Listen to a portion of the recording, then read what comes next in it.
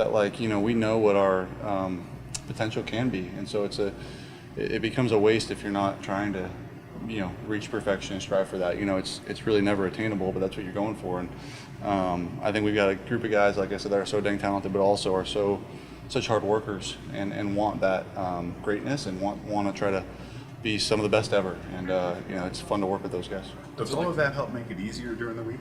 No, none of this is easy. I think I keep getting that question. It kind of makes me a little bit upset that I don't mean to. No, you're not upset. But like I got it on the radio the other day, and I got it after the game. Like none of this is easy.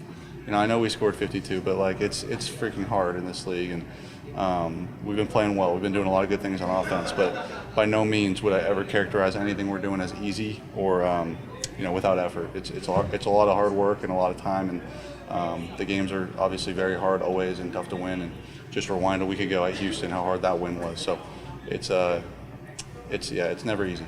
Is the perception that it is easy on the outside because there's such a room full of hardworking dudes that are so darn talented? I don't know why that's perception. It's not. We're working. Everyone watches on Sundays and sees what happens, but we're in here Monday through Saturday working. Our coaches are working around the clock. Our bodies aren't where you'd like them to be. No one is in this league right now, so none of this is easy. We're doing some good things right now offensively and defensively, but none of it is easy at all. What's it like being in a room? Jack Fox for his holding skills. Yeah. Have you ever been around a better holder than Jack Fox? No, he's the best holder in the league. Got to be. He does a great job. Into the art form of holding. I was a holder in high school for a whole year, and it's hard. It is hard. We had a block then, so I had to put it on the block, which you can argue is harder. But Jack does a hell of a job, and I don't haven't seen any issues with him there, and he's obviously a hell of a punter too. What is it like being in this room where you guys are all collectively throwing around superlatives about one another? When Amon-Ra and Jameson go for career highs, you have a perfect passer rating. I mean, it's somebody different every week, not just stepping up, but putting history on tape. Yeah, what's the question? What's it like being in a room like that where it constantly happens with history makers around you? Yeah, it's fun. It's really fun. It really is. It's fun to be around guys that I kind of referenced earlier that are chasing that really want that, and to be able to lead that and to go out and practice today with a group of guys that we did what we did last week and just want to get better and just want to improve and want to try to do it again this week and see what limits we can reach. And at the same time, every week is a challenge in its own right, and going out and finding a way to beat the Colts this week is going to be the biggest challenge.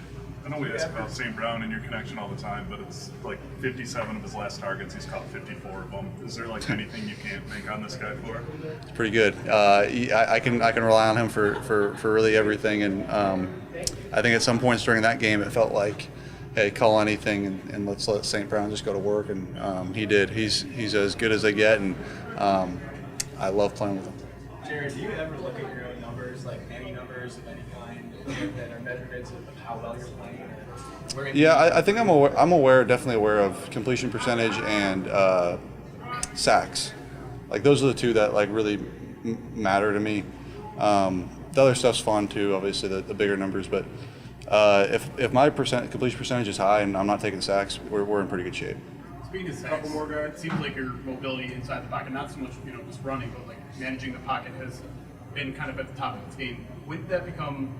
Was there ever a point when that became like a primary focus, something that you needed to improve? I think I'm always working on it, but I think when you get a lot of clean pockets, it makes it easier for when there is a little bit of mess to avoid that because it's so obviously different.